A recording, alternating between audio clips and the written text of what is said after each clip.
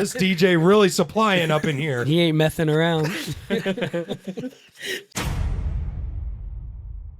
the clouds of the highest mountains, from the corners of the earth, two men have traveled leagues to bring you. Welcome to the Eagle Boys, Drew Ladd and Nick Huber. Overkill.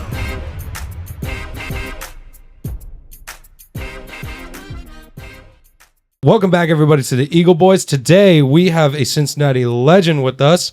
We have DJ Etrayn on the podcast with us today. He is a DJ for the Cincinnati Reds, as well as the Bengals. I do a lot of off-the-field stuff with the Yeah. Bengals. I did in-game for the Bengals for like 7 years. That's crazy. And then now, all the off-the-field stuff, so like the players' charity events, any like philanthropic stuff, football camps and things like that. Very nice. Around the That's Bengals stuff. amazing, you know? Yeah. I mean, I try not to do like very interviewee questions, but I mean, like sometimes you just got to ask them, how did you get like involved with something like that? Like, did you just like apply or did someone approach you? Like, how did you get wrapped up? In the sports world, basically it kind of dates back to a woman named Betsy Ross. So she is a well-established, well-known name in Cincinnati sports. She was one of the first female anchors around here with the sports world, and then worked with ESPN and things like that. So her and I crossed paths with the Cincinnati Reds. Okay. So I was doing some DJing, like pregame for the Reds and things like that. And she recommended me to the Bengals. The Bengals were looking for an in-game DJ. So at this time, you didn't have a lot of like sports DJs necessarily yet. DJ Irie, he's the Miami Heat DJ. Mm-hmm. He's like the OG in that world, in our world. He was holding it down. He was doing his thing with the Miami Heat. And then other teams were kind of starting to, adapt and move towards that method of in-game entertainment and like, how do we, bring this to life? And the Cincinnati Bengals, from my understanding, were looking for that. And she had passed my name along, referred me, and they had reached out, and I still remember that first call, and I was kind of, I thought it was more of like a pregame thing or something along those lines. And sure enough, it was, hey, we've never done this before. We want to do this. We want an in-game DJ, full game, come in for an interview, kind of talk about what music-wise. There was some background as far as like music history goes. And then, from there, I met Joe Mastrollo and Scott Simpson. Oh, hell yeah. And they were there at the Bengals, and bam, we made it work, man. We hit it off. We talked about some classic rock. That's fucking awesome. Talked about, 90s hip hop, hit some different generations of different things, and, the rest was history there. But yeah, Betsy Ross, shout out to Betsy. That's crazy, man. I bet you were so excited when they were like, hey, like we want to like bring someone on, listen to an interview. I bet you were like, hell yeah. Yeah, I mean, I'd seen it before just with like the Heat. Yeah. And there weren't many other teams, I feel like, doing that. So I felt very on the forefront of it all, which I'm like, hey, if I ever have an opportunity to kind of pioneer something or, be the first round of it, I think that's really cool because, you can kind of set a precedent, set a tone. And I was super pumped, nervous because, I didn't exactly know what the full game day looked like from what I was going to be doing. Start to finish, like start to finish and everything like that. And then, we dove right in, and, my career has kind of been early stages thrown to the wolves. Like, hey man, here's an opportunity. Sometimes you got to roll with if you're not, try it out. How'd you even start out though? Like were you doing like small time gigs, or Let me help you out there, Drew. oh thanks dude. Got the mic work. But did you just start off doing like small time gigs, or did you kind of get like big things going like with the Reds pretty quickly? So before sports, we basically I was with a few other guys of mine coming in and out of college age, and we had launched a company called Self Diploma. And we were doing concerts, we were doing bars and nightclubs, charity events, things like that. And when I say doing them, we were throwing them. So, we would do all the marketing, the promotions, and it was fun. I enjoyed it. It was great. Camaraderie was awesome with, amongst the guys. Oh, I'm sure. And, you're college age, like you're right out of high school, that type of, everything was a lot of fun at that time. Oh, yeah. And you didn't really treat it as a business. You didn't really know, like I was going to school for business management and then marketing. So it was, kind of whatever. And then as we got, as we kind of started that, we found out we're like, hey, this is fun and we're decently solid at this. Like, let's continue on. You can make a lot of money doing it too. Yeah, exactly. And at that time, That's a good part. you're younger and cash is cash. And it was Cash there game, and you man. were getting, hitting the hand with some cash and you were like, all right, cool. Like I We're like doing this. Yeah. No. That's so cool, man. That's fucking awesome. And we rolled from there basically into doing concerts. So some of our first concerts we put on were with like Wiz Khalifa, Big Sean, Kid Cudi, Heck yeah.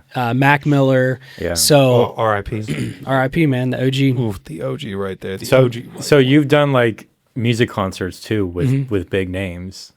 Yeah, that was how it kind of started. We were doing the concerts with different artists. Did you get to meet them too? And You met Wiz Khalifa? many a times. Oh, that's so cool. That's so was, cool. Wiz was a regular. One of my first like DJ setups that so we were doing the concerts and then I'm like, hey, I love the music end of it even more so than, throwing the concert. So I borrowed equipment from friends. DJ Clockwork is a really good friend of mine. He was Mac Miller's DJ. So Yeah, that sounds familiar. That's crazy. Cincinnati guy. So I was learning different things from him. YouTube was popping off. So, kind of self-taught in that sense. There's a guy named DJ Mike B. He was showing me a lot of different things. He's an OG. But yeah, so we were involved in that. I got into the music end of it all. And then we continued to do the concerts, but then I would DJ the concerts. So, went from kind of throwing them to actually DJing them. And then that's when, I connected with a lot of the artists. And, at that time we were playing for Wiz, Kendrick, Machine Gun Kelly was a lot in this area. Oh, Like, yeah. he Because, was he's a Cleveland crushing boy, so- Ohio. he's crushing it. And so, and then, we just continued on from there. Big Sean's, Chip the Ripper. I remember coming down from Cleveland. Oh, yeah. And it was a great time, man. It was That's awesome. fucking crazy. So you performed at like Riverbend and all that, or is that like Pretty much most Like any all venue. concert venues that you can think of in the Cincinnati Cincinnati area. area. Yeah, we've done stuff. So, and then up through, especially the college circuit at that time. So, Tim's in Dayton, Timothy's is like the Woodies of Clifton. Oh yeah. So, I remember DJing and Wiz Khalifa came there. Yeah, And yeah. They like come up to me and his boy Will is like, yo, here's this, and that. We're going to perform, 5 songs or whatever. And I mean, it's just the most college atmosphere you can think of. Yeah. So yeah, the local colleges, I did a lot of the Number Fest. So OU used to do Number Fest. What was the last year you did Numberfest? Diplo? Holy! Were you there? I was there. Diplo was the last year I think I did Number Fest. That was probably there. like 2014, maybe. Oh yeah, I don't remember because I don't remember anything from that. Yeah. But 2014. I remember the music. But yeah. Oh yeah. So Numberfest. So you're familiar with Numberfest? Very and familiar. They just, they basically throw a bunch of students in the middle of nowhere in the woods and set with up huge stages. mud everywhere. Mud everywhere. Nick is geeking out right now. So Dude. so Nick's also a DJ too. Okay. Yeah, I DJ on the side a little bit. I've kind of Love that. I started in 2014. Okay. Around the time I graduated, and my father and I have just kind of like just recently started investing more into this. Like, Yeah, sure. Like for the longest time, and I'm sure you're going to know these terms. He's probably not going to know them. Like I was working with the Newmark mix deck, that had all those like USB inputs and it Yeah. had the freaking 9-pin or the 18-pin iPod Yep. like input Oh, yeah. into it. So I was working with that for a while. I remember I saved up, I think I spent like only 300 something bucks on that thing. Yeah. And bought a couple speakers and just was doing parties. Just like my friends would hit me up. Hey, you gotta, you're a DJ, like you can do. Yeah. I didn't know. That's how it jack. starts, man. You get the hobby, you get the itch, you get a taste, and then bam, you run with it. Well, actually, to be absolutely real, it actually started in like 2012 when I remember I was in a play and we had like an after party like at our high school, like for the show. And they were like asking me, like, they were like, Nick, like you have really good taste in music. Like, do you mind playing music for this party? And I was just like, yeah, hell yeah, I'll do that. Yeah. So they literally gave me like a soundboard, just like a mixing board, no turntables, nothing, just literally a mixing board with an auxiliary cable. I plugged my phone in, turned that shit up, and just started playing music. And then everyone was like going crazy. Yeah. And I was like, but what if I had like turntables here and like could actually mix some shit? Like that'd be fun as fuck. Because song selection and reading your crowd, those are the most important things about being a DJ. The technical stuff matters, blending in and out of tracks. Yeah. People notice, and you don't want to be crashing mixes left and right. But knowing how to read a crowd and having great song selection and being able to take people on a journey, whether it's through decades, through genres, that type of thing, that is the most important thing, I believe, in being a good DJ. I would wholeheartedly agree, because I mean, you're not going to play 2 Chainz at a 1968 class reunion. Right? You know what I mean? Exactly. You know what? Me and Nick went to a might country turn concert. up. Like they might turn up. Yeah. Do you remember when me and you went to a country concert and like 2 Chainz And 2 Chainz came out. Yeah. Like everyone had like already left, and there was like 100 people, and then I think there was like a birthday party or something. Yeah, it was at freaking Laurie's Roadhouse. You know Laurie's Roadhouse, so right? I know this exact event because they rented. It was a private event. I had like 2 or 3 people text me. One of my good friends, actually, I think he was either invited to the 2 Chainz part of it or he was at the country part of it. Yeah. And he saw the crossover and was at both, maybe. I don't know. But yeah, it was we like a were at private event. both. Like Yeah. that's Yeah, we were that's like, what the thing. fuck? They like let us stay too. They were 2 like, Chainz just hey. pulled up and you're Yeah. just like in Westchester. That's we the got 2 thing. Chainz. It was totally a private event, and like they asked for like our names and shit like Yeah. that, and they like couldn't find them on the list. And we were just kind of like, well, yeah, we bought tickets, like, you know what I mean? They just forgot that. No, you're spelling Matt wrong. Dude, You're spelling that's what I'm saying. I think we might have literally lied our way into Yeah. a private Oh, party. geez, that's You got to, terrible. man. I don't know Like, because I don't we know if we got should be there saying and that, dude. they weren't gonna let us in. 2 Chainz is gonna hate us, man. He's gonna hate us, but it's cool. So I remember they wouldn't let us in, and then Drew was just like, "No, like I mean, we got tickets Yeah. to this thing, so like, I don't know." And they weren't gonna. I mean, but that's it's a big venue. Yeah, and so, like, 2 Chainz, like, bro, we're not we're not come gonna on in. gatekeep on that shit, you know. Which what is I so mean? random because I've toured with different artists, and there's been probably 3 different times that 2 Chainz has been a random special guest at Just, something like, that we showed were up. at. Like we were there, and all of a sudden 2 Chainz came up. So it's funny to hear that because I'm like his MO is like just pull up to like rant. Like I don't yeah. know. I mean, he just seems to get booked for a lot of special event type things. And even funnier 2 Chainz story. My brother went to NKU, right? Mm-hmm. And there was like a frat party going on there Yeah. to the frat that he was involved in. Randomly, 2 Chainz shows up.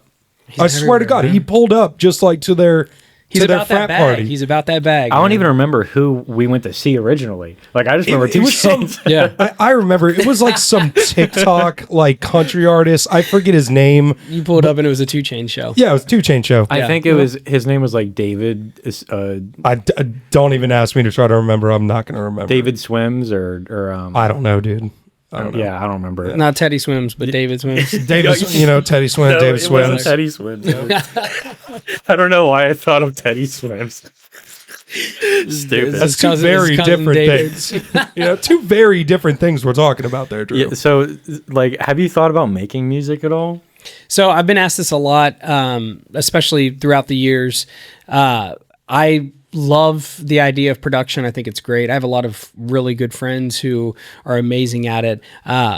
It really came down to, and I mean, I make mixes, I do different edits and things like that, but starting from ground zero, starting from scratch and kind of, fully producing, I think it's unbelievable. I think it's amazing. I just never could lock myself in a studio that long to be patient enough to, work on that. Me and Nick actually made a rap album. It's so, well, I'll have to hear that. But yeah, for sure. No, we were like 22, and well, Nick was 24. He's a little bit older than me, but yeah, it was like that's how we became friends, because I just went over to his house one time and I was like, "Hey, dude, like you have a studio, right?" He was like, "Yeah," and then I was like, "You want to fuck around?" Literally the same way we started this, and then we just made a whole rap album in like a year, and then you actually DJ'd it.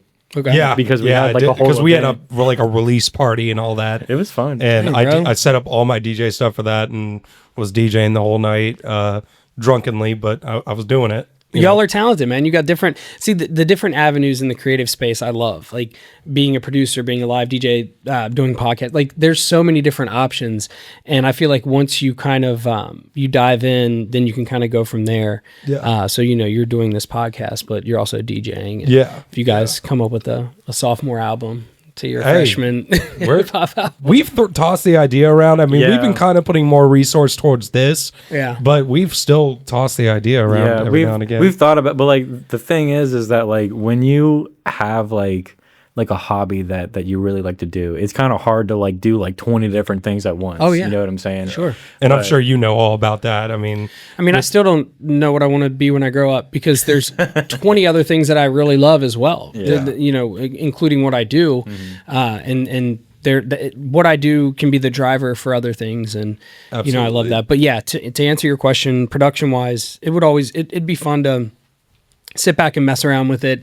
And, there were times where I sat in sessions and learned from friends and things like that, but I never fully dove in. Yeah, I always wanted to be an astronaut when I was growing up. That's not Like what they ask you when you're in first grade, like what you want to be when you grow up. I want to be a firefighter. And then you realize you have to literally run into fires and you're like, Yeah. oh, You might get COPD or yeah, maybe. Yeah. Black lung from all that dust. asbestos, Yeah, absolutely. mesothelioma. Yeah, have you or list someone goes you on, know? yes. All of the. Because you Did or you have a someone you lawyer on know. you? Then you should have talked to him. Yeah, no, probably, yeah. So check it out, man. I might have mesothelioma. What can I get? What can we get for that? You know what I mean? Class action lawsuit? What are we talking money wise? I think mesothelioma, isn't that when like your brain gets really big or something? Like it like I don't think so. that is that what it is. I don't think think that. so. I think it's. You know what? I'm over here acting might like be I know what it is, respiratory. but I think it is a respiratory condition. Yeah, I think it is respiratory. Similar to like like you've been around asbestos and those types of things, so it affects you physically and from that standpoint, like a respiratory. We have a DJ on talking about mesothelioma. I know, I think I we're know, having a great dude. time right now. I didn't So mean to- I wanted to pull something up here. We did a little creeping on your Instagram. Creeping, did a little creeping. stalking. Yes. So we had noticed that last year you had DJ'd for Reds Fest. Reds Fest. I love Reds Fest. Reds Fest, one of the greatest times of the year right there. That's the Derby. yeah. Oh, we didn't. Okay. Well, anyway, so let's Is that switch too topics. controversial? No, I was just sitting there thinking, I was like, what am I going to ask about Reds Fest? Appreciate you guys looking out for me just in case it's a controversy, and I I'm on Reds live. Fest, NDA agreements. You know what I The mean? mic is live right now. Reds Fest So support civil rights. never mind. So Kentucky Derby, you ended up DJing that last year, I believe it Yeah, was. yeah. Tell me what that was, because that's like a crazy event, dude. Crazy I mean, event. I advise people, especially if you're from the Midwest, tri-state area, whatever, go to the Kentucky Derby. Go and experience it because it's insane. This is okay. So this was probably, I think it's been my third year in a row doing the infield. Nice. And so it is one huge party. Think about the fraternities and sororities and post-college people dressing up and just getting together and super sloppy in the infield. They don't know what the hell's going on the track half the time. I mean, I DJ right up until like 6 o'clock when they start the races or start the race. Yeah. They have preliminary stuff early on, Yeah, but yeah. until they start the race, and people are mobbing, man. It's a great time. Like it's all walks of life that are out there. It's like a low key concert going on. It truly is, honestly. The Kentucky Derby. Shout out to my guy Joey Wagner. He is Mr. Louisville. He has done the Derby and produced events around the Derby for so many years. He actually brought me down a long time ago when I first started DJing to do like a Lady Gaga after party at one of his spots. That's crazy. He brought me in for another. So I DJ'd a private party for Mike Rapoli 2 years in a row. So Mike Rapoli started Vitamin Water. He founded Vitamin Water. Is that right? And Didn't 50 Cent buy that? yeah, he was partners with 50 Cent. I guess stories for days. Oh, okay. And so he moved on. He's been in business with multiple brands, but he recently had owned Body Armor and sold Body Armor. But great dude, he's super entrenched in the whole derby, and he has horses, and his name's big in that world. But I got to do a couple private parties for him. But yeah, shout outs to my guy Joey Wagner, and the infield is something to be seen. You go Definitely down there an and you pound mint experience. juleps, and weather doesn't matter. So like last Mint year it was juleps. raining. People didn't care, man. No, they whatever. just put on those big ass hats, Yeah. and then they're shielded from the rain. We got to go Everything's next fine. year, dude. We got to support. Dude, but also, like you were saying, dude, you're 3 mint juleps in. You don't give a fuck what's going on. Nah, man, you're cool in the weather. You're know? cool in the horses. And what's amazing, there's so many different types of people come to that event too. Like you could be walking past a suite, and it could be Tom Brady, and then you could have like the owner of NASCAR, and then you could have somebody who's a CEO at some whatever. It's just all walks It's of a type, big- TikTok stars, like big that type event. of it brings a lot of different people from all entertainment sides and things like that. I know So, Drake and Jack Holler were there that year. yeah, they were there. They Jack, were there. Jack is Mr. Louisville too. Talk about Mr. Yeah. Louisville, man. Yeah. Like, dude, Yeah. what a crazy dude Jack Harlow. Did you meet Drake? I did not meet Drake. Drake is one artist I've not met. Met a Drake, lot. I know you're not watching, but this is a great DJ right here. Get him on your stage, appreciate man. that. You know what I mean? So yeah, Kentucky Derby was crazy. Was it sponsored by Red Bull? Like Yeah, your so the event? stage that we do is Red Bull, and then last year it was also Vineyard Vines. So they threw us like a bunch of gear for the That's crazy. for the party, and then Red Bull supplied everything from Yeah. equipment. Now, is it stage, just and all like they support, or they sponsor the stage, or do they sponsor you? they sponsor the area that I'm at, So, and like, then the me event as well. space. In that Okay, sense. So gotcha. the DJs, the stage. And Yeah, that so type of you're thing. involved in So- contract or whatever. Gotcha. Yeah, that makes Yeah, sense. yeah, yeah. Okay. So they're one of many sponsors of different activations throughout there. So when you go down there, you'll see like certain brands have amazing pop-ups. Like Vineyard Vines had a full-on build-out. Red Bull has a full-on build-out. You think of some of your bigger liquor brands, they're full build-outs and everything Yeah. like that under Yeah, there. So for sure. yeah, it's unbelievable what the Derby preparation and everything each year. Yeah. Oh my God. Like, dude, when I see like the chicks even getting ready for Derby, like, oh my Oh, it's God. crazy, man. Like the brands too. Like you'll have some of the more prominent women's brands down there. Oh, yeah, And like- they'll be doing like walkthroughs and things like that, and styling girls and Like stuff like fashion and all that stuff. Yeah. Yeah, definitely. I could definitely see that. I don't know, like where along the lines, like what you would say along the lines the craziest event you've ever done? Like, if you had to pick one. that. So I'll give you this. I'll give you the craziest place I've ever DJ'd. How about that? Okay, Because there's been a lot of crazy parties Yeah, for sure. through the years, and so many different types of industries and like types of events and cool venues and cool artists and things like that. Yeah. But hands down, the craziest place that I've ever put my hands on turntables and played music is at a women's prison. What? That's Orange is the New Black. Literally. Motherfucker, Let me take a literally- drink and we'll talk about it. Nice, Oh nice. my God. I need to hear this. I definitely need to hear this, because that is by far the least expected thing I expected. And that's why I like to say that, because oftentimes people ask like, hey, what's the coolest event you've ever done, or what's the craziest like crowd you've ever been a part of, or however many, Yeah. whatever, that type of thing. How'd you get contacted in the first place? So a mutual friend who had come to our shows back in the day, his mom worked for this correctional institute, and it was all women's prison. And at first, when I got a call, I thought it was fake. Obviously, like, that doesn't make any sense. That doesn't make Yeah, I'm, none of that I'm going to go to makes sense. prison. Yeah. Okay. Okay. Yeah, like, what are y'all trying to get me You on trying here? to lock me up? Yeah, exactly. I was like, this is crazy. Yeah. And you couldn't so he reached out to me and he's like, hey man, I don't know if they'd reached out to you yet, but someone from the Correctional Institute is going to reach out to you. They want to have a DJ for this like yard day. So I started putting it together. I'm like, okay, Yeah. this is insane. Yeah. So I'm like, dude, you gotta be kidding me. Like, no way. There's no way that's happening. No. And like, why would they get a DJ? Like, come on. Of all things, you don't you get just to have- plug in a radio and call it a day. Right. It's a prison. So exactly. And like, y'all are in prison. Yeah, We're y'all not are turning up prison. in prison. Yeah. And this isn't a holding cell. This is like, This is prison. yeah. Yeah. So they reach out. of course I say yes, because like, why wouldn't I? This Why is an wouldn't you? So in my mind, I'm thinking like, we're going to document this. This is going to be so sick. Like, this Oh, is going yeah. to be like the most random thing that I ever step into. So I say yes, have one of my guys with me.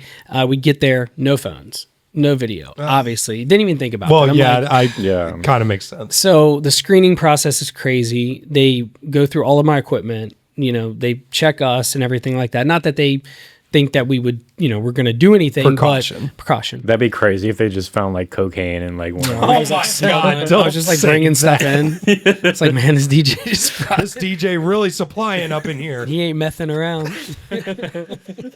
Just pull up. Oh, for sure. I could have made some extra bread on the side. Yeah, some connections on the inside of the That would walls. be like the ultimate heist. No, for sure. That would be I crazy. smuggled. I was a DJ. Quotes snuck in. Yeah. Brought in some You whatever. know, I just had to bring in some cases Yeah. of equipment. Well, and literally, I'm bringing in cases. So Yeah, oh, yeah. they're looking at full everything. flight cases. Yeah. Full flight cases. And so we passed through, and from there, like I'll remember. So I ended up doing this 3 different times. Yeah. Like in a row, like 3 or 4 different years in a row. Oh shit. Yeah, this became a thing. It was like a residual annual type deal. So getting in there, I'll never forget, like once we get through all of the security, they've got one of their guys with us, and it's myself and my guy, and the door, it like opens and like, bam, there's the yard. And it's like one security guard with me. We're dragging this equipment in, and you know, at that point in time, I'm like, so anything could happen at this point. Like, as one security guard, if they wanted to, if they wanted to bomb rush, they would. they could bomb rush.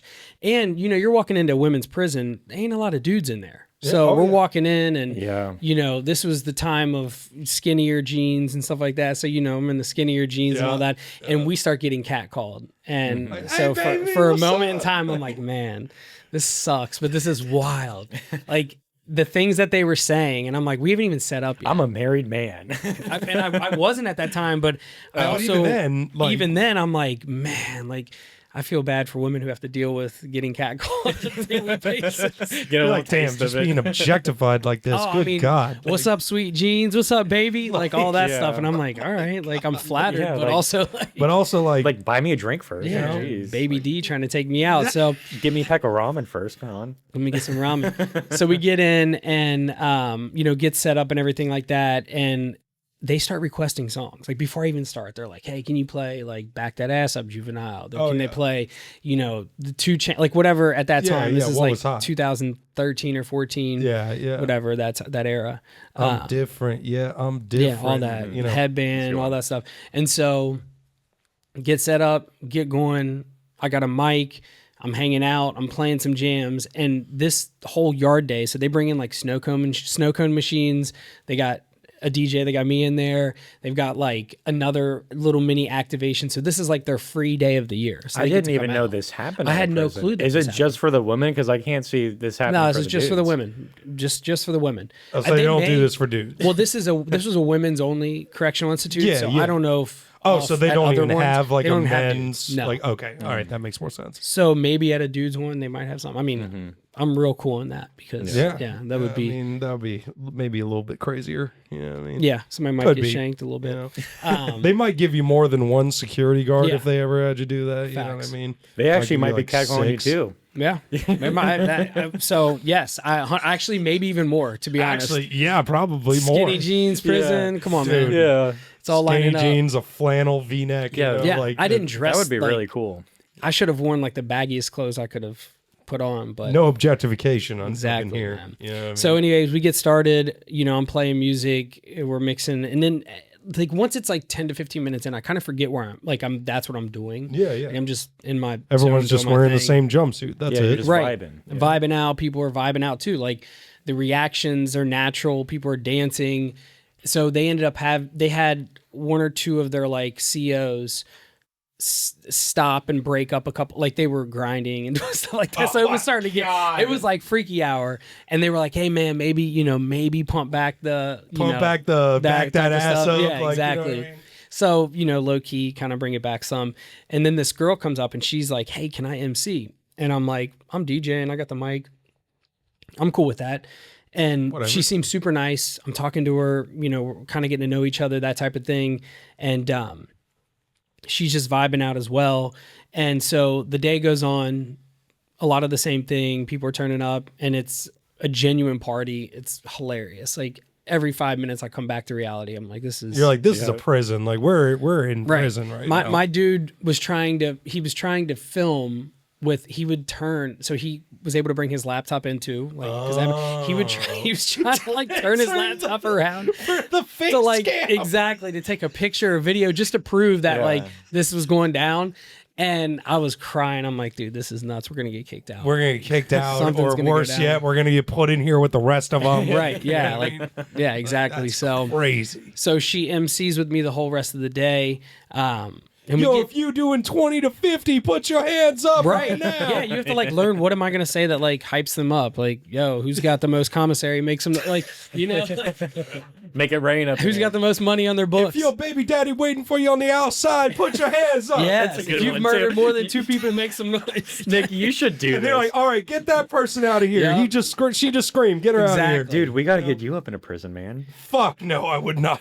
Actually, I would consider it. I mean, actually. I think you would do it. for the experience. I think I would do it. Actually, It was insane. But I think I would actually. But we wrap up at the end of the day, and the girl that was emceeing, super nice. She hands the mic back. You know, I'm like, that was dope. She was like, that was so much fun. You don't understand. Like, I'm like, I don't understand. Like, you guys aren't doing this every You ain't day. doing Like, that every single day. So, you know, it gets to that point where we're like, it's kind of like not awkward, but I'm like, so like, getting out anytime soon? Like, that's what I say, which is crazy. You got 6 months, 6 years. Yeah, like, I'm what like, are I we don't- dealing with here? I don't even know why I said that, but I was like, yeah, you getting out anytime soon? And she's like, oh, no. She's like, life, no parole.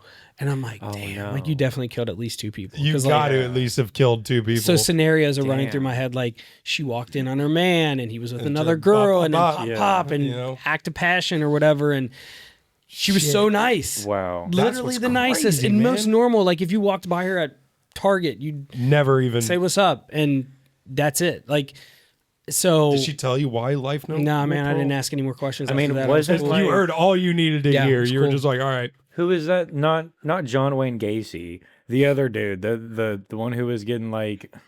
Do you know what I'm talking about? There's John Wayne Gacy. Then there's He just had a Netflix show. yeah, the And freaking he has blonde hair. Jeffrey Dahmer. Jeffrey Dahmer. Yeah, he was apparently a nice guy. Yeah. Well, yeah, nice, charming, handsome. Yeah. Those are the ones you have to worry about. And John Wayne Gacy was a clown, and he still, had friends and whatever. And he was a so- politician. Well, and the way they were Exactly. able to manipulate their victims and people in general because Yeah. of, they were charismatic or they didn't look like some creepy killer. They looked, very normal. I mean, But- you heard about El Chapo's like killer that he had that he called the doll. You know what I'm yeah, talking oh about? yeah. Like it was this super sexy Latino woman. Oh, really? But she was called the doll. How did I not because hear about this? He would literally send her to go kill these people and like pretend to like have was going to have Can we look sex that with up, them, Will, real quick, like type please? deal. And yeah, super pretty. Never really. That's actually where we're gonna get to next. Was a little bit. Of Is that the doll right there? That is the doll right there. That's the murderer? That's the murderer. Well, I mean, if you think about it, it genius on his part. That's what I'm obviously, saying. That's because a crazy play. and men are easily manipulated when it comes to an attractive woman. So Yeah. men are idiots. no, with and that's that exactly stuff, so what it's he like did. easy- Or maybe it wasn't it- El Chapo. So it says in December 2024, 23-year-old Karen Rodriguez, known as the Doll, was arrested in Colombia. She was accused of being a deadly hitwoman and leading hitmen for a gang in the Barranca Bernia region. That was terrible. Sorry. That is crazy. So yeah, she was Colombian, and basically she worked for El Chapo. Yeah. Would like go out and meet these men and like pretend to have sex with them or something, and then as soon as she gets them back to the hotel room, she just kills them. Wait, I think I've seen a picture of her. Yeah, there's like one picture, that one right there. In fact, the new that woman right there. Oh my god. Yeah, that's her. Let's see if we can find Yeah, it. that's crazy. But I'm saying like I mean, she looks like the literal devil in this I picture, would, but I would take her to like a cheesecake factory, maybe. Yeah. I don't know. yeah. But the super sexy Latino woman. buy her dinner and dessert. Yeah. and then it's over, man. I She's mean, it'd be worth 23 it, maybe. fucking years old. Can you believe that shit? Yeah. Like, what do you do to get wrapped up in that? Like, how do you end up in that She situation? had to have gotten Oh my wrapped up gosh. at like 15 or 16. You know Yeah, what I mean, but again, like that's from his standpoint. He's like, this is layup right here. This I'm is just using easy. attractive, This is the easiest kill ever. attractive woman to do this, and yeah. Nobody's gonna question that. I wouldn't question that. Nah, man. I see her at a cheesecake factory or something. I'm just, You guys "What's up, love baby?" Cheesecake We Factory. do love Cheesecake Factory. I really like cheesecake. I just got my lady cheesecake there for Valentine's The classic strawberry cheesecake. What do you guys Classic. actually doing after this? You want to go to get some? You want to get some Cheesecake cheesecake, sounds dog? good, What are we man. doing? You know what I mean? Get some Alfredo and some down cheesecake. with that? Everything. I mean, the 180 menu items are all solids. Oh, dude, that's what I'm saying. Like 180, 200 plus. Like it's crazy, dude. When you have a book for a menu, that's insane. Oh yeah, when That's you got fucking crazy. When you've got to take time to flip pages, Like not a page just shit, not like the fold open. You know what I mean? you know the Like, awkward like one sheet and you flip it over and it's just like drinks at the end. You got to act like you. Yeah, You yeah. got to act like you're like no, yeah, no. That's yeah. No, I was just seeing if there I've was done that like so many times. anything in restaurants where else. I'm like, no, that's cool, but like, what else do they have? And it's like just Pinot drinks Noir. on the back, and you're like, yeah, can I get the? Then you just order a drink that you don't even want, Yeah, just to not be a jerk. You act like you're looking at it like just because like for some Can I get a reason Bud the Light or waitress would be something? upset Like, with you. yeah, yeah, like she You didn't cares look at the so menu. bad. It's like Oh, that's fucked up. Yeah. So moving on, But yeah, from the prison. digressing Craziest. from the prison. That's Yeah, sorry crazy. about that. I just had to look at this. This is, No, you're good, man. I mean, it all ties in because the women that were in there, I did talk to a couple COs, and the women that were in there, you think of the worst type of crimes, and those women were all in there. And Yeah. he pointed different ones out to me, and He was like things life with that. parole, Yeah, yeah, yeah. 25. And he was just like, yo, this is every day for me. So I don't, because I didn't know if there was Wow. like an NDA, you can't talk about that type of stuff, or you Yeah. can't tell me. He's like, no, dude. He's like, I deal with this every single day. He's and like, he was just calling him out. yeah, He was pointing like, killed a guy, killed a dog, killed yeah. you know. I mean, wow. there's like stories that I knew, like that we had heard of in the news. yeah. That those women were in there too. So, Yeah. but yeah, I haven't done that in a very long time. But it was like a 3 or 4 year crazy. run, and every August it was August. Was it? forget, Yeah, about around the summertime. That Yeah. that would make sense to do it. Little summertime Yard turn day. up at the yard. Yeah, turn up at the prison yard. You know what I'm But saying? honestly, when I left there, man, I never had been so thankful to not like when you see that and then you leave and you realize you have that freedom. Like I To could go. leave and go to Jersey Mike's and get something if I Yeah, wanted, or yeah. like go Dude, to I Starbucks. love Jersey Mike's. I used to go there. That's dude. Jersey Dude, Mike's is but you Jersey get Mike's the Penn freedom to Station. do that. Yeah, man. You know, it's crazy to think about. It really does, like you said, put things in Yeah. perspective. you leave there and you're like, man, I get to dip. Once Yep. this is over for them, they go back to solitary confinement. Yeah, yeah. Because I mean, it's not like they get to stay out in the yard all day. Right. Yeah. You know, as soon as you leave, party's over. Dog. I'm out. Snow cone machine's on its way. It's out. Everybody's out. Back to real life. Back to reality. Oh, they go. Never mind. Yeah. I'm not going to do it. So the next thing I kind of wanted to bring up from my little Instagram creeping that we did. I love it. Voice of America, man. What a crazy big venue for you on that one. Like, what was that one like? Was that just like a bunch of rednecks, like with red Solo cups in the crowd? There's a lot of red solo cup. No, it's again, putting a festival like this in the middle of Westchester was the biggest eye opener to me. I'm like, okay, I've been to VOA a million times. Yeah, I've yeah. driven by it a million times.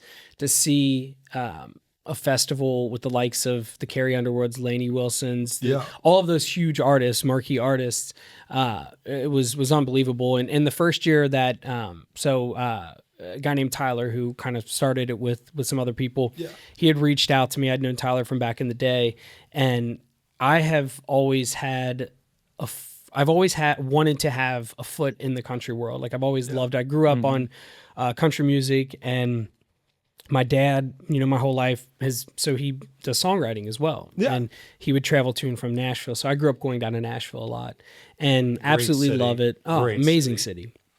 And it's booming too right now. It's crazy Oh my to see God, it's booming. everything Like, that. I know so many people that have just like moved there, like from here. Oh yeah. I haven't been to Nashville in like 4 or 5 years. It's a lot Oh, yeah, different it's from a lot different. yeah.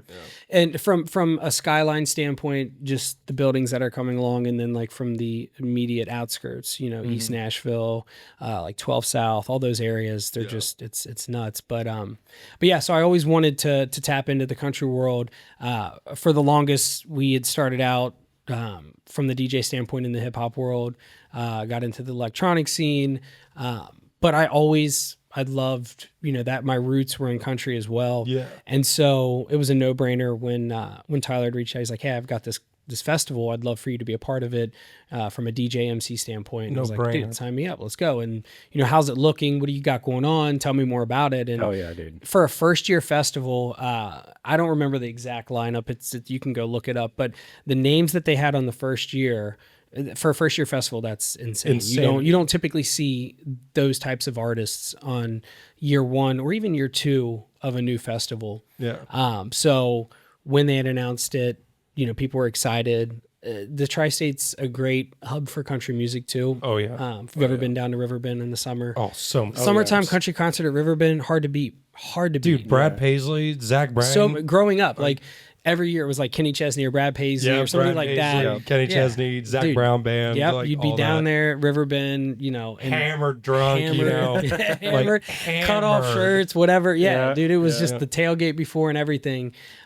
So yeah, they brought that here and in our backyard, and basically, like I said, a no-brainer. I was in, and then I had no expectations going in. I didn't even ask throughout as it was getting closer, like, hey, so tickets look good. Like, is it going to be great? And that first Thursday night, bam, dude, it was amazing. It was wild. And then the next 3 days, Friday, Saturday, Sunday, same thing, man. It just got better and better. And then over the years, the types of names that they had brought on, and Just got bigger and bigger and better and better. So you've done this more than once. every year that it's so this was its third year, I believe. I've started with it in first year, second year, and third year, and this will be Nice. the fourth year this August. So Very nice.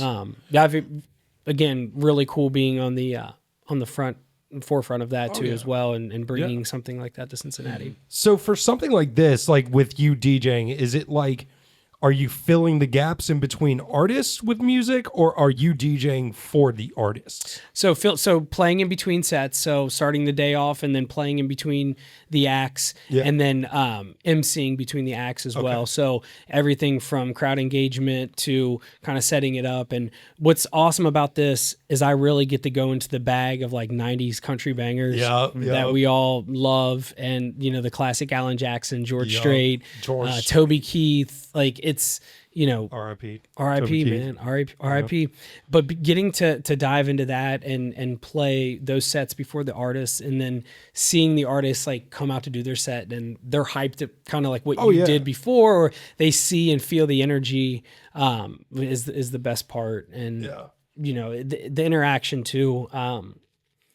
Pretty much interacted with every single artist they brought through, as far as like the main stage area, and everybody's been so cool, man. The country world, everybody's chill. Do you ever get nervous being in front of thousands of people? Like, does it ever freak you out where you're like, oh my God, there's so many people? Because like, that's the first thing I would think about. Sure. I would be like, holy shit, there's like 10,000 people out here and I have to like DJ or perform for all of them. Like, that would freak me out. I don't know if I could do it. So it was definitely early on, there was kind of that shock of seeing a bigger crowd, back to like the OU Numberfest days when there were 15,000 right there, 20,000 easily, and then getting into speaking on a mic in front of 60,000 at a Paycor Stadium, Paul Brown Stadium.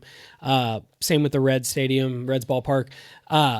Honestly, man, I think it's tougher to DJ in front of 100 people or address 100 people than it is 10,000. Actually, I would kind of agree with that. I mean, not that I've done anything with like 60,000 people, but like I know when I'm DJing like a small event, like 60 to 100 people, like that's real up close and personal. Sure. It's Very very intimate. Yeah, exactly. Like, so anybody can come up and like start talking to you or start requesting shit. I know for the longest time, like if I was doing bars or something like that, 50, 60 people inside the bar, whatever, you'll get that one person that like wants you to play a song. And if you don't do it, they'll make it your problem all night. And they'll stare at you. I've seen it stare happen at to you. Stare you down, stare right through your soul. Stare right through your soul until you play that. And just be drunk and all up in your space. Taylor Swift. Oh We could my do a second podcast on crowds and how to How to handle them. Yeah. But with a smaller crowd, you're making more eye contact. It's more intimate. To me, that's more detailed than if there's 10,000 people. I'm not making. I will. I'll look. And you read your crowd, but I'm also spanning and I'm reading groups of people and Yeah. groups of the crowd. So I feel like it's easier to look out and talk to that than it is to be right here with people. I would agree with that. In that sense, I love one-on-one communication. I think making good eye contact in a conversation, or when you're DJing, you're addressing a crowd or emceeing, is very important. So I love that. But the fact that you have to get over the number of people and just look at it as, you can even look past the crowd out to a point. Look over their heads. Look to a point. I mean, many a times at like VOA, I can see all the way to the back and see like a tower, and I'm looking at that while panning the crowd, like those types of things. And absolutely. same thing with like at a Reds game. If it's I mean, a you see a 40,000 stadium, 40,000 Yeah, freaking people. yeah. Like, I'm looking at the sponsor billboard up there and coming back to this and that and thinking about what I'm doing versus, mentally saying, okay, there's a lot of people out there. So, Yeah. but very valid question. Right. very. So I kind of wanted to talk about your charity work too, because I think that's awesome. I think it's awesome that you take your time to try and support That is a very awesome thing that you do. people's charities. So there was the one, it's called the Cincy hat. Yeah, Cincy hat. Is that something you do very often? Like do you always incorporate fundraising and stuff into all of your sets or whatever you're doing? I like to. I mean, the bulk of my work, I feel like, is in the sports world, in the brand world, and then philanthropic, so charity events. And I love working with different organizations because there's a powerful message or it's meaningful. And getting into that and helping to create an environment for a business or a corporation or even a person that we may be honoring or whatever, that's impactful work. And I like that part of it too. And, a lot of what I do, I get to see people on their, good days and at good times. People are typically at events, you're at a Reds game, you're kind of probably in a good mood. Oh, yeah. Unless we're getting dragged. Yeah, I was saying, unless you're drunk I as won't hell, say anything getting about drunk. the Bengals because, Oh no. but but you're at some type of a brand event. If I'm doing an event for Nike and it's a cocktail hour type thing, typically drinks are flowing, you're in a good mood, they're trying to kind of forget anything that may be negative going on in their life. So I always think like, hey man, I'm very fortunate I get to see people typically at their best and at least trying to have fun versus a much more important and an admirable job than me. If someone's a first responder or something like that, like those people are those are heroic people that see people. Shouts out to them. See people at their worst and deal with people at their worst. So I always try to remember that, hey man, my job is in the entertainment world and it's in the social world. And I'm very fortunate that I get to work with people in those situations. So then you get to a charity event and, people are typically raising money for a cause or celebrating something.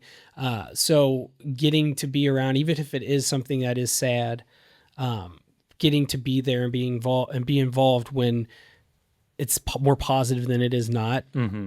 Is great because, again, like some of the children's hospital events that we do or any of these charitable organizations, typically, there's a negative tie-in, unfortunately, or they're trying to, advocate for somebody who needs it.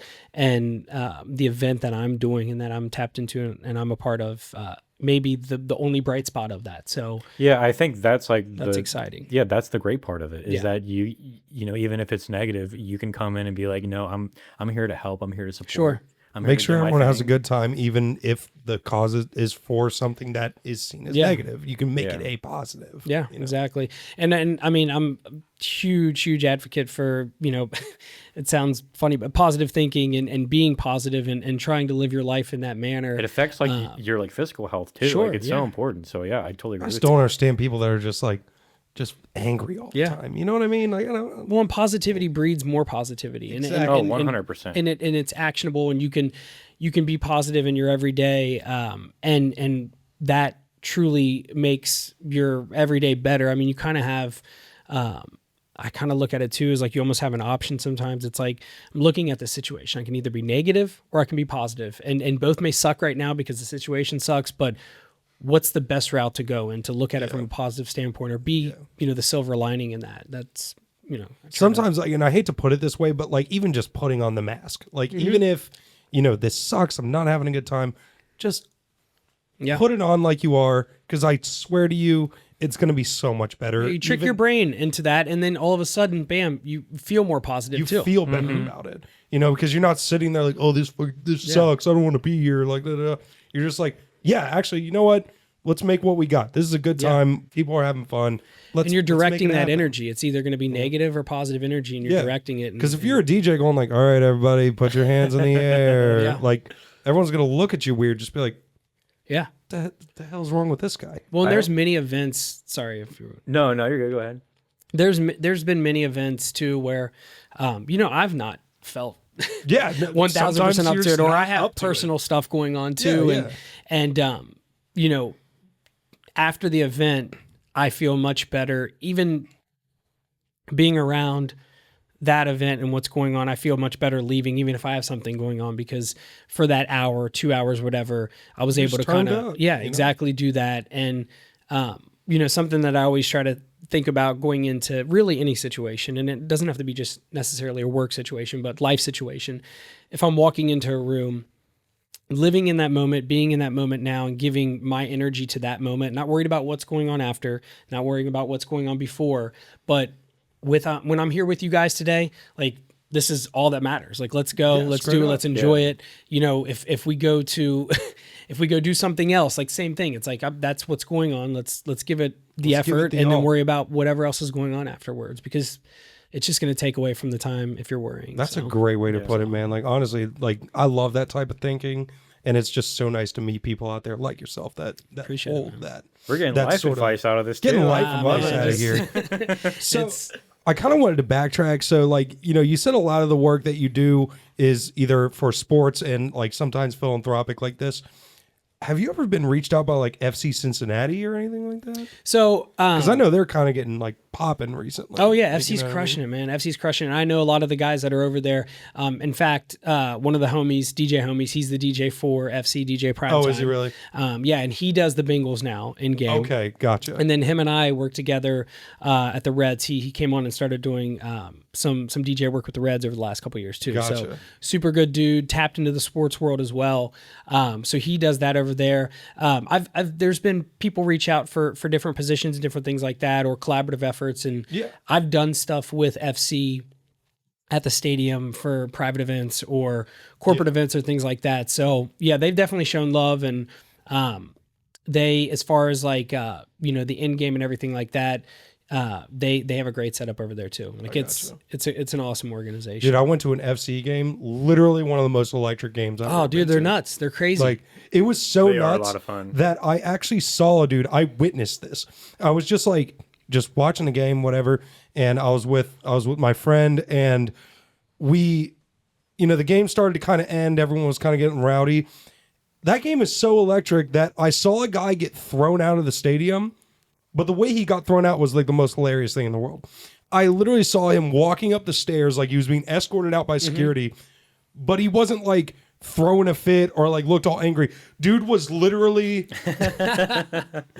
dancing. He wasn't mad at all. No, not even mad at all, but you could tell he was hammered drunk. Another like level. another world, dude. Yeah. Like, I don't even think he knew he was at an FC Nah, game. bro. He thought he was at a CF game, No, not an FC game, bro. He was had the letters twisted. No, I actually only went. Thought it was one concert time. or something. Yeah. And I was surprised at how much singing there was. Oh yeah. They do. I thought it was fun. They have very unique traditions, you can say, Yes. and MLS and soccer in general, which is really cool because you can go to an FC game, get a total different experience than if you went to a Reds game, get a total different experience than if you went to the Bengals game, and so on. So huge asset to our community having a pro soccer team. We have 3 pro pro sports teams now. Yeah. It's amazing. No, it's so great. Like, I mean, because that puts our city on the map like crazy. Oh, yeah. You know, especially with FC like going as crazy as they have like the past like 4 or 5 years. Mm-hmm. You know, and then we had that 1 year with the Bengals, but right. It is what it is. FC's been kind of a constant, they've been like man. the They've been holding saving it down. grace, like you know what I mean, making us look good out here. When I went though, it was the same time as a Taylor Swift concert. And I parked. I was dating a girl at the time, and we parked at. I actually remember this story. Yeah, I do remember this story. Yeah, I did tell you this. We were parked at the top of like a parking garage, like 6 floors up. Yeah. It took us 3.5 hours to get home. Normally it's a 30 minutes. Taylor Swift effect. It was, dude. I swear, we were stuck in that parking garage. Like I thought we were going to be like stuck there forever. I was like, is this my life now? I'm just. I know that weekend too because that here? weekend for Cincinnati was insane.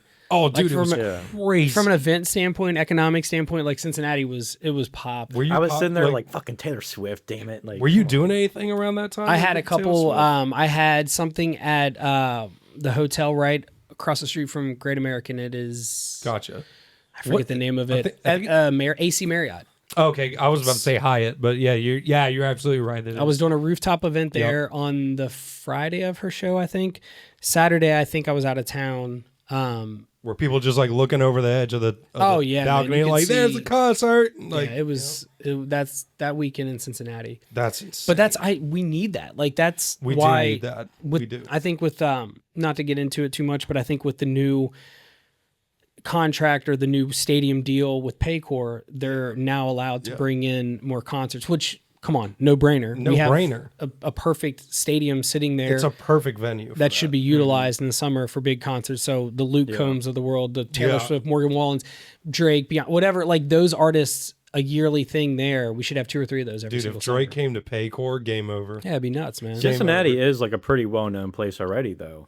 But because like Surprisingly, a lot of people do bring up Cincinnati. Like I've started to like kind of notice that. I feel like I sometimes I think though, like, is it like our like algorithm that's just feeding us stuff about Cincinnati? You know what I'm saying? There's a direct connection.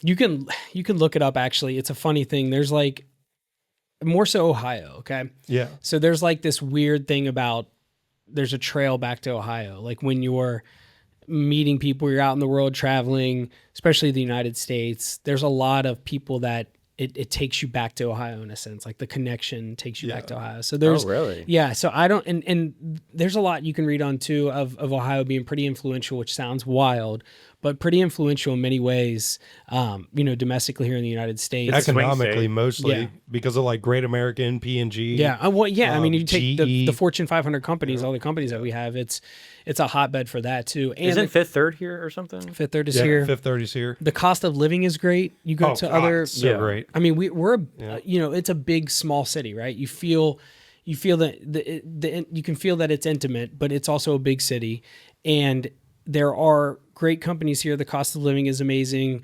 I mean, we can advocate for Cincinnati all day long. Cincinnati's the best, man. I don't care what anybody We got some says. enjoy good it, comedy. There's like the Funny Bone.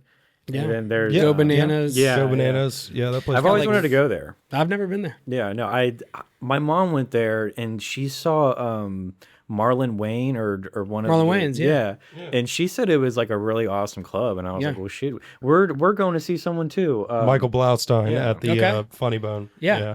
Well, I mean, that's something we have venues like we have. The only thing we're missing is the Heritage Bank Arena needs to be redone. We That- need that a needs staple down redone. there. Yeah. Because we need to be able to attract an NCAA tournament. We need things like that as well. Because Yeah. that's what we're missing. Yeah, We are that's, definitely missing some NCAA action going on. that's where the Cyclones games are, right? Yeah, Cyclones. So that place is it needs. I mean, they keep putting a Band-Aid on it. Yeah. Shout out to them for doing that, but it needs But it needs a complete overhaul, and I would little completely agree with Caterpillar to run it I've over been there and rebuild it. Yeah, I've been there so many times just because my dad used to work for a company that sponsored them, so he get free tickets to events all the time. And it was and like we said before, it's cool. Don't get me wrong; it's really, really cool there. Very nice venue, but it definitely needs some love. Free tickets are always the best, dude. That's what I'm saying. I'm not really going to you're not complain gonna about free complain about tickets. free You tickets, know what I man. mean? Get some free Especially tickets those as well. box seats that we were getting. I'm yeah. not complaining about you that. got box seats too? What? Yeah. Oh my but God. That's the plug.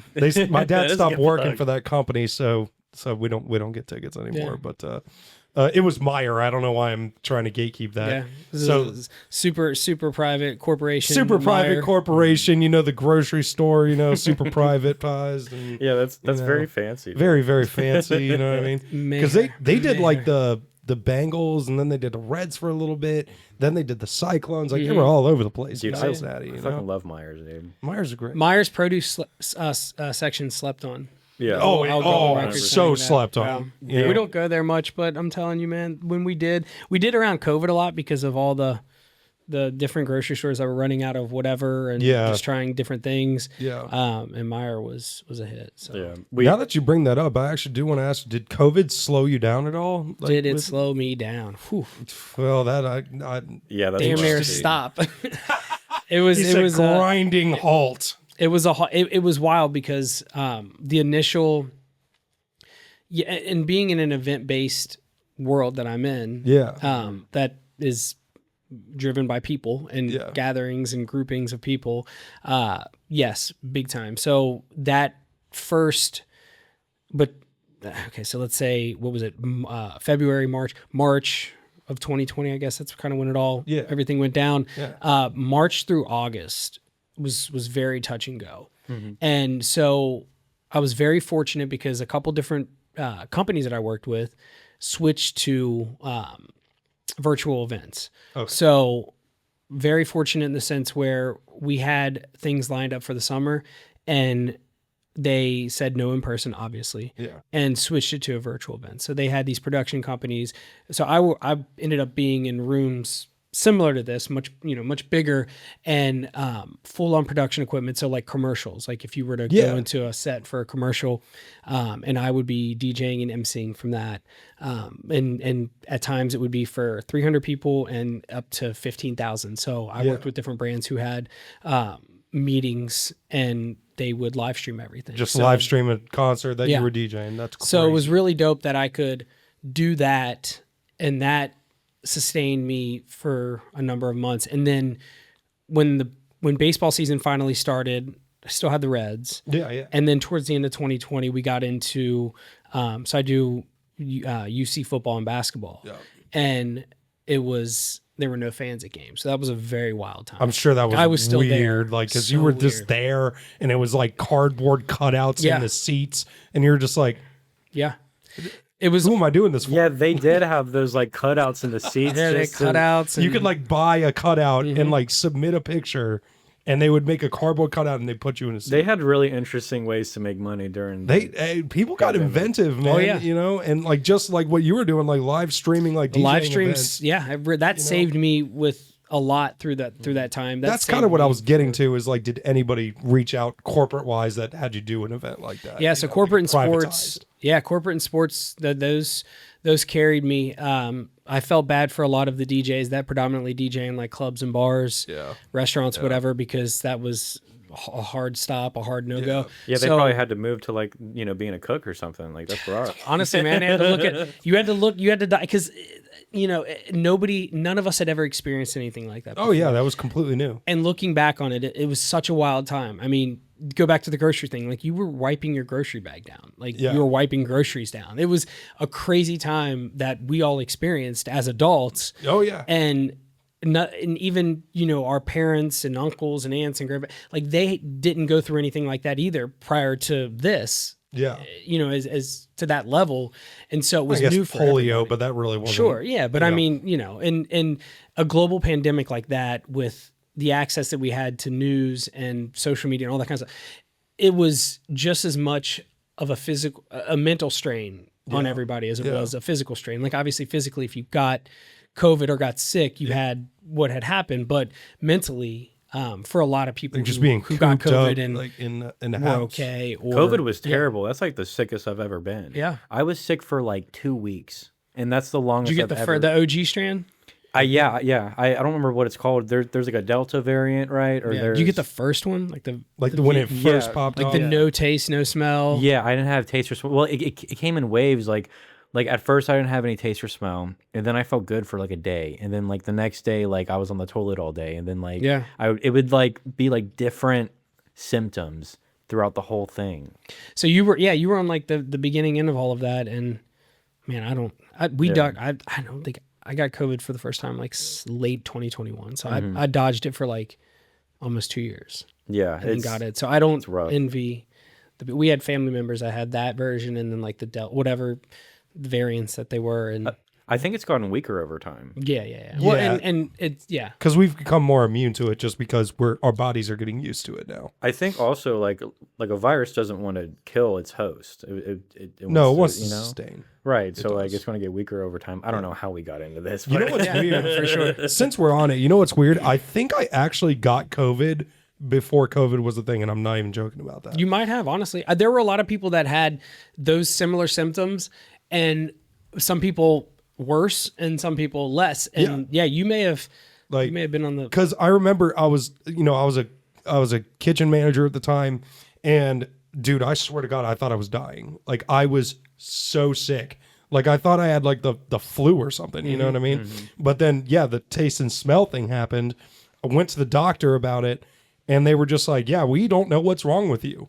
And I was like, "Cool." Did you get tested for the flu? Yeah, I got tested for the flu. It came up negative. Oh, wow. So they were like, "We don't know what's wrong with you." like that was the scariest part is the fact that we didn't know. Our doctors and They couldn't tell scientists, us. everybody who would have normally been able to diagnose or kind of say, hey, this is similar to what I've seen before. That's not anything that they had seen before. So it was really hard to navigate it in that sense. And then to treat it. And you were told like, yo, your parents, grandparents get it, it's over. Those types of things. If you get it, maybe it's like that was you might be horrible. all right. You know. Yeah, and will you recover? Or what type of long-term symptoms will you have? Yeah. So yeah. And I swear to God, I was sick for like 2 weeks. I felt like I was dying like every single day.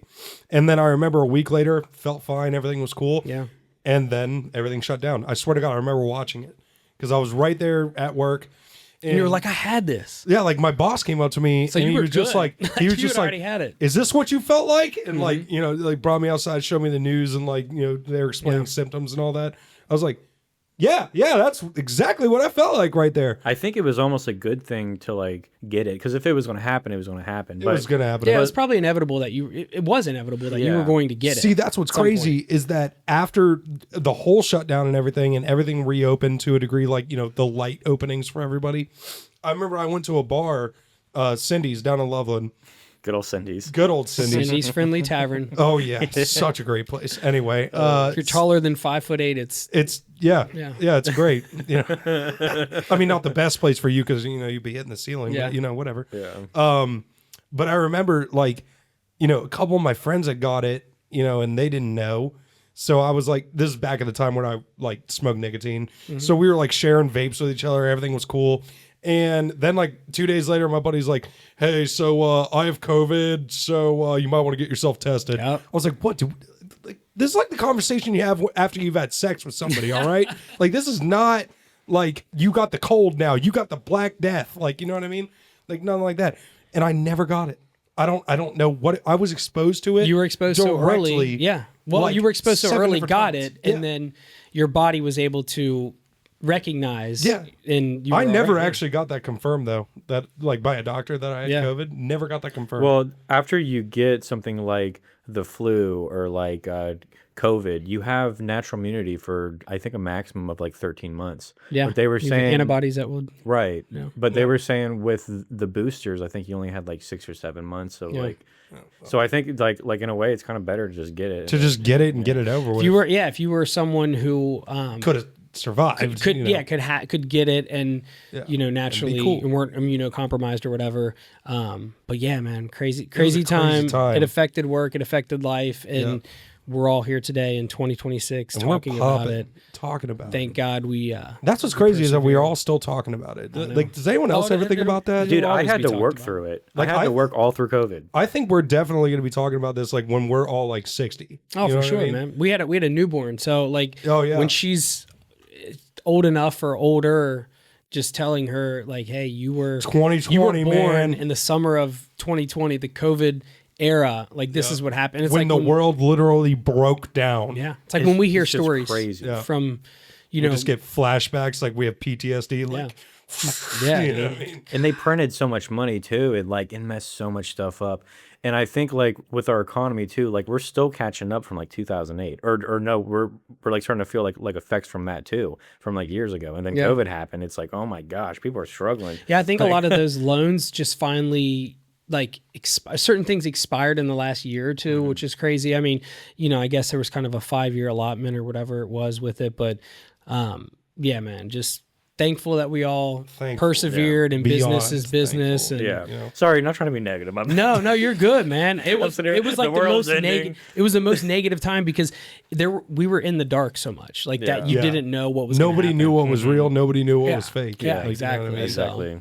That's so crazy to think about. I'm glad to hear that it didn't really slow you down too much. It slowed down that beginning part, but then thankfully, and Picked then up with and digital events and then, so I'm very, very fortunate that I was also connected to corporations and companies that did the virtual thing too. So. Very nice, very nice. I'm glad to hear that, man. And I actually had one more question. So I wanted to know if you knew a DJ by the name of DJ Zannati. I do, yes. Yeah. Doesn't she work at the Reds with y'all? Yeah, so she does some pregame stuff. Yeah. She's done some in-game stuff. We go way back. Like I've known her for even before she started DJing. When I was like earlier on DJing, she'd come to a lot of our events and things like that. Yeah. Yo, she's super cool. I met her once. Like we're not like homies or anything like that. But Yeah. I met her once and she had mentioned that she knew you. And Yeah. I was like, oh shit. Like, I really like that she dove into the DJ game and did it the right way. Like she wanted to learn. There's a lot of people that get into it that see the hype or think that, hey, it's just always about like a party or whatever, however you want to phrase that. Yeah. But she wanted to learn the actual back end of it, the Like the technique of industry, it, the industry of it, the music of it. So I always thought that was really cool. And I always admire people who get into it for the right reasons. Yeah. And not that like there's so many negative reasons to get into it, but they get into it for the right reasons in a sense where, they love the music. Yeah. They love the crowds, everything that goes into that. I can't lie. I definitely started DJing because I thought that meant because I was going straight into college when I started DJing, right? I had all my equipment and everything. I was like, oh my God, I'm going to DJ all these huge fucking parties. We're going to have a great time. I'm going to get hammered with everybody. Oh, yeah. Everyone's going to love me. Yeah. So I had the wrong intentions But no, going I into mean, it. but you At got least like, you're honest. But I grew up getting into that scene and really doing that. I was just kind of like, okay, but is there more to this? I You know think what I every mean? single DJ that starts out, there's something, I just want a fucking there's party, some truth to you know? that, 100%. Where you're like, whether it's I get free drinks because Yeah, the bar is yeah. going to take care of me. Yeah. I heard girls like DJs. Like, fuck yeah, Yeah, let's go. so, like, You know, they're you gonna guys see are their baby. so I'm gonna be super popping, Oh. and then you think whatever along the lines of like you're more pop, whatever, like however you like, want to phrase it. You just I get think that fame there's around the college campus or something. I think that there's some because you're performing and you're the one performer up there That and everybody's you're listening to. controlling the party. So Yeah. there's some when you get into it early on, there's some part of like, hey, free drinks, Yeah. just mix and mingle with people, Yeah. be cool and play music. Like there's 100% people. You guys got deep there, bro. That I mean, was like that's a really DJ the way it was because philosopher. I did start doing. He's like a because DJ there's sage. probably so many. There's probably I would say 99% of the people who start DJing, that crosses their mind of like, They're just like, I just want to yo, party, this you is get sick. free Like, drinks. I'm gonna I wanna, get exactly. This be is the like- center of attention. This is like, like you know what I mean? the meaning of life or something. No, and that's really what it broke down to. really dive in deep and Oh yeah. And like I started doing all those parties and I started to realize, is there more to this? And then I remember getting my first corporate gig. It was for the job center. They had this huge like Christmas party they did every year. We did it at the Radisson down in Covington. Yeah. So I remember we were at the top floor of the Radisson, first big gig I've ever done. And I think I only got paid like $1,500 for that. But still, I was just like, holy shit. Yeah. I did this for like 3 hours. Yeah. And they paid me $1,500. Yeah. And everyone was having a great time. I didn't really play any like crazy party music or anything. And it wasn't like a crazy party. Like, you know, it was just, a bunch of people from the company just mingling around. They just wanted some background Yep, music. and they wanted you there, and they wanted They just wanted me they there. wanted the they wanted the scene to be set. And then I started to realize, holy shit, there is more to this instead of just like going out and getting drunk every night. Well, you have to get to a certain point where you do treat it as a business. Like you Yes. have to treat it as a business, as your job, as a career, if you want to have longevity and you are serious about it. Because if not, then it's easy to fizzle out if you're involved in it for just the party. Because at some point, like that's going to end. That's going to end. You're going to be 40 years old, like going to frat parties. Yeah, You're gonna be exactly. like, you're going to look lame, dude. Like, you know what I mean? And you want to, my mind was always like, hey, again, this is a driver for other things that I love too, involved in this industry. Yes. And I'm going to treat it as a business because I'm putting the time and effort in as a career, as a business, and not getting, and making sure that every gig I walked into, every event, like when I got to that point where I was like, every single gig or every event that I walk into, I need to treat it as, I need to go up and make a connection with the person who booked me. Yeah. The other people there that are in charge of that, because I need to be a good, I'm being hired by them. I want them to be a client of mine, and I want to be a client of theirs. So there's that partnership. So making sure that you go in and you set the tone. So Yeah. So is being a DJ like a single thing, or like could we be DJ Eagle Boys? 100% you could be Eagle Boys. 100% we could be a duo DJ. Really? Swedish House Mafia is a trio. There's a lot of DJ duos. Sometimes like I'll have a Chain random thought. smokers, you know? I'll have a random thought where I'm like, man, it would be kind of dope to have like, to take like, You quick should bring pee Nick as break like and somebody hold it You down should. for 20 minutes and let me go could get be a like, water or something. Hey, you just stand right here. I'll Yeah. be right back. Like, you know what I mean? Like, Just don't let there be silence. yes. Bring- yes. bring That's Nick the as- biggest thing. you're like a knight in shining armor, and Nick could be your squire. Squire, Holding it down. you know, I guess got the so, bag too. on the bag. You could definitely be the Eagle Boys. Squire, get me my vinyls. You guys are selling me on this, dude. You guys went from like talking about like the philosophy of what it means to be a DJ, and now you were out of prison. I'm kind of sold on this at this point. See, that's why I I like, DJ'd at a prison, just to clarify that. Just if somebody clarify just, that. if somebody Just just clarify logged that. on and tuned in and they if heard, somebody's tuning You in were in right prison. now. yeah, you were in prison and then you started. No. Yeah. No, not the way that Oh, went. that's good. Oh, goodness. Well, man, I think that's just about everything I wanted to touch on. Drew, did you have anything else? No, okay. And did you Now have he's anything? he's thinking, man. He's like, thinking about it? right now in his mind, he's like, let's He's wrap like, this up. DJ He's Eagle like, Boys. I've got a brand. I'm about to go see if this URL, this website's available. I gotta go Got buy to some see if we can do speakers real stuff at the quick. banks this weekend. You know, what could we do? What can we plotting. do? Hey, you know, my name's fishbowl. Drew. This is Nick, and we're the Eagle Boys. And What's wrong with that? That actually would be fantastic. You guys, that's American, baby. yeah, Eagle Boys. It's very Eagle catchy. Boys. We do Yeah. country music and country music only. Just Yeah. one little last tidbit I wanted to add. Yeah. I remember my very first DJ name, and I had to change this. It was literally DJ Spin Dash Shiz. Spin that shiz. Yeah, it's DJ That's Spin a lot, Dash Shiz. man. That's a mouthful. And that's why I was like, dude, just condense that and probably take shiz out of there Yeah. because I don't know how cool. because you're gonna corporates come are be across, with you're gonna that. come across a client, and they're gonna be like, "Yeah, man, I just Yeah. couldn't roll with shiz. I don't know We if had I a can. $10,000 budget, but I couldn't book shiz. So I had to. I didn't know what to expect with You him. couldn't get DJ Spin that shiz. Nah, what the man. fuck? Like, you know what I mean? No, it's just DJ love it. unheard of after that because I was just like, that's just easier for people to remember. Sure. You know, and all that. But The, anyway, the name's important, man. You have to have something that you can some grow sort with. of brand recognition. Yeah, you know brand what I mean? recognition. You can grow with it, and it's Yeah. versatile. You can hit from all different angles. So, Oh, that's one more thing. How did you come up with E-Train? so my name is Eddie. Eddie, yeah. Last name's Trainer. So there's like a play on Oh, there you words go. there. Oh, that makes sense. There you go. But that's not so back when, so similar to your situation where you were like, you had friends that were like, hey, yo, can you play some music for us? Like, Yeah, we feel like you're Like, you know the know what to music, do. like, So yeah. in high school, like at house parties and things like that, I felt like I ended up being kind of that person where it was like, hey, like Ed, we trust you, Like, play that music. like, Exactly. And then Spin that shiz. during sports, baseball was my main sport in high school. Same thing, like controlling the music pregame and all that kind of stuff. And I had a friend of mine, he was a couple years older than me, and his name's Marcus Couch. And I'll never forget, he called me, he was like, yo, DJ Etrayn. And this is like in high school. And so I was like, that was cool. Like that was his nickname You're like, for hell me. yeah. And I never thought I would ever DJ or anything like that. I just was Yeah. playing the music for, Like, that was just him pregame, fucking high school. around, Yeah, like, exactly. hey, him yeah, playing DJ around. Etrayn, like, yeah, yeah. exactly. So when the time came to get serious about what I was doing, obviously you have to think of what your name is or how Yeah, yeah. you want to be addressed or whatever. Yeah. paid homage to Marcus, man, and it fit with my name. So it was simple, it was clean, and I was like, this is it. Let's roll with it. I didn't think twice about it. So hey, and it all worked out in the end because I mean, dude, you're a Cincinnati name, dog. I appreciate you. Like man. people know you, man. I remember I was telling people at work, yeah, I got DJ Etrayn coming on.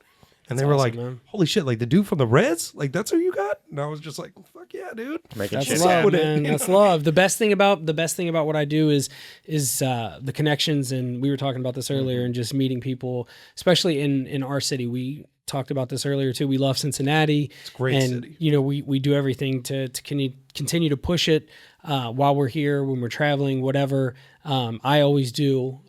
So you know, this is home base. This is where we live. So my kids are, you know, like that kind of thing. It's man. where the So, love is. Yeah, it's you know where the what I love mean? is. 513, baby. 513 till we die, baby. I don't care where we end up. You know There what I you mean? go.